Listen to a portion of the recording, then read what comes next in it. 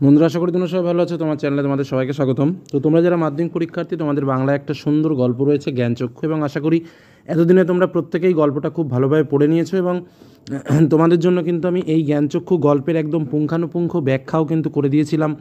যারা সেই ভিডিওটা দেখেছো, আশা করব তারা সমস্ত প্রশ্নের উত্তর পারবে, এবং শুধুমাত্র এমসিকিউ বা এসএকিউ নয়, ব্রড কোশ্চেন যাই আসুক না কেন তোমরা কিন্তু পরীক্ষাতে লিখতে পারবে। তো সেই ভিডিওর ডেসক্রিপশন বক্সে আমি লিঙ্কটাও দিয়ে দেবো, যারা দেখোনি তারা অন্তত দেখে নিও, সেক্ষেত্রে তোমাদের অনেকটাই সুবিধা হবে, এটুকু বলে রাখলাম।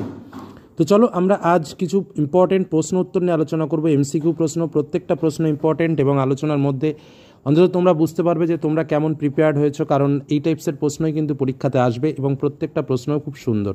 প্রথম প্রশ্ন, তপন মামাবাড়িতে এসেছিল কেন? অপশানে কী কী রয়েছে দেখো।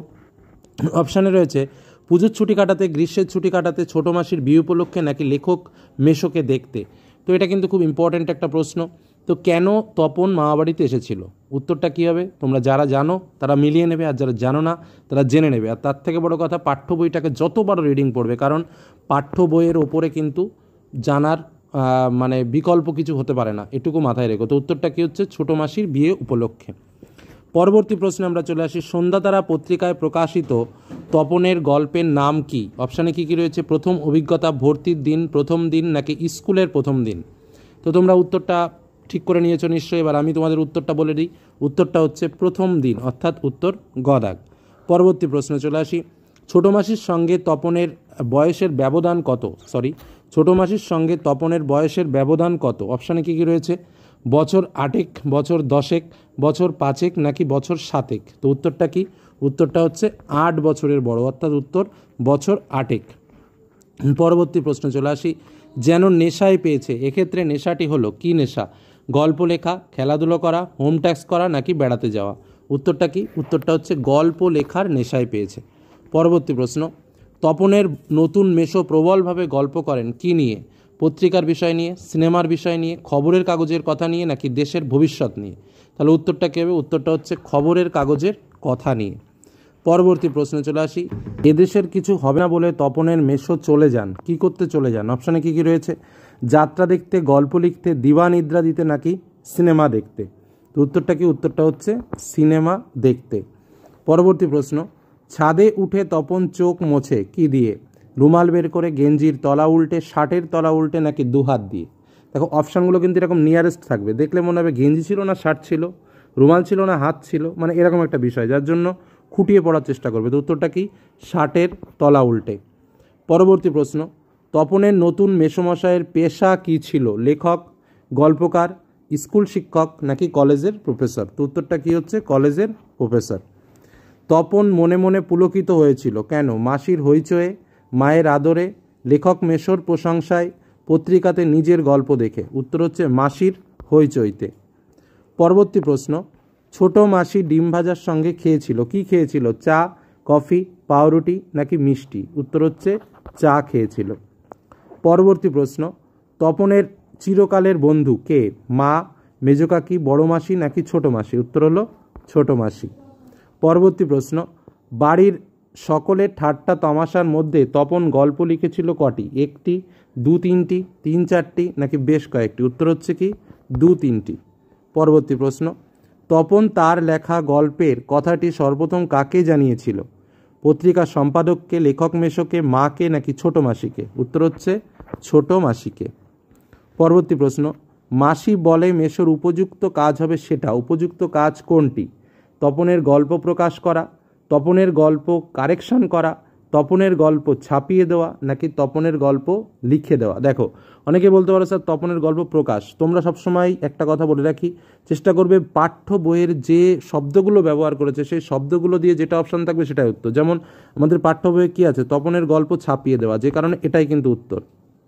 প্রকাশ করাও কিন্তু অনেকটা সেই লেভেলের চলে গেলেও এটা কিন্তু উত্তর হবে না, অর্থাৎ তপনের গল্প ছাপিয়ে দেওয়া, যেহেতু বইয়ের শব্দ ওটাই রয়েছে। পরবর্তী প্রশ্ন, শুধু এইটাই জানা ছিল না যে তপনের অজানা বিষয়টি কি? এটাই জানা ছিল না, তপনের অজানা বিষয়টি কী ছিল? মানুষই গল্প লিখতে পারে, তার নতুন মেসোমশাই একজন লেখক, তার গল্প পত্রিকায় ছাপা হয়েছে, লেখকরা আকাশ থেকে পড়া জীব নয়। উত্তর হচ্ছে মানুষই গল্প লিখতে পারে। পরবর্তী প্রশ্ন, যার জন্য হাঁ করে আছে তপন কিসের জন্য হাঁ করেছিল?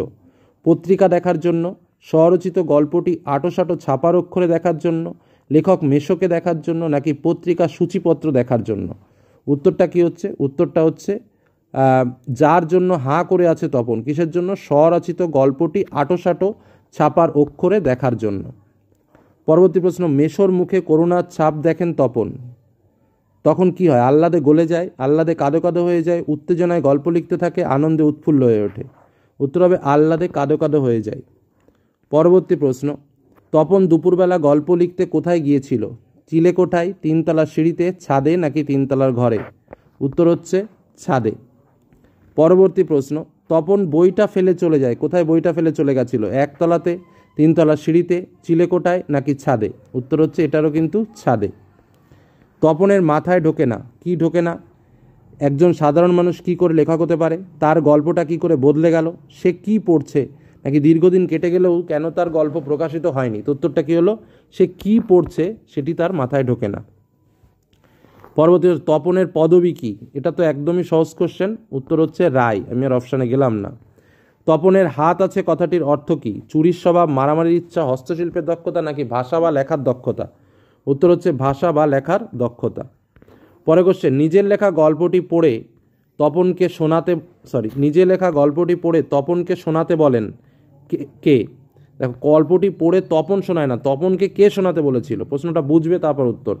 মা, ছোট মাসি, সম্পাদক, মেসোমশাই? উত্তর হচ্ছে মা। পরবর্তী প্রশ্ন, তপনের মেসোমশাই কোন পত্রিকার সম্পাদককে চিনতেন, বা তপনের মেসোমশাই কোন পত্রিকায় তপনের লেখা ছাপানোর কথা বলেছিলেন? একদমই সহজ প্রশ্ন, এই প্রশ্নটার উত্তর আমি বলবো না, তোমরা কমেন্টে এর উত্তরটা লিখবে। কিশোর ভারতী, শুকতারা, সন্ধ্যাতারা, নাকি আনন্দমেলা? ঠিক আছে। পরবর্তী প্রশ্ন, ছুটি ফুরিয়ে এসেছে, কিসের ছুটি? গ্রীষ্মের, পুজোর, বড়দিনের, নববর্ষের? তো উত্তরটা কি? উত্তরটা হচ্ছে গ্রীষ্মের ছুটি। তো এরকম টাইপের 25টা প্রশ্ন তোমাদের সামনে শেয়ার করলাম, প্রত্যেকটা প্রশ্ন ইম্পর্টেন্ট। আর যে প্রশ্নটা বললাম না, এই প্রশ্নটার উত্তর তোমরা অবশ্যই কমেন্টে লিখো। আর এরকম টাইপের আলোচনা ভালো লাগলে অবশ্যই কমেন্ট করো। আর যে ডিটেলস গল্পগুলো বলেছি তার লিঙ্ক আমি ডিসক্রিপশন বক্সে দিয়ে দেবো, সেখান থেকে তোমরা গল্প কবিতার লিঙ্কগুলো পেয়ে যাবে, পারলে একটু দেখে নাও। আর যত বড় বই রিডিং পড়ো, সেটাই বেটার, সব থেকে বেটার। ধন্যবাদ।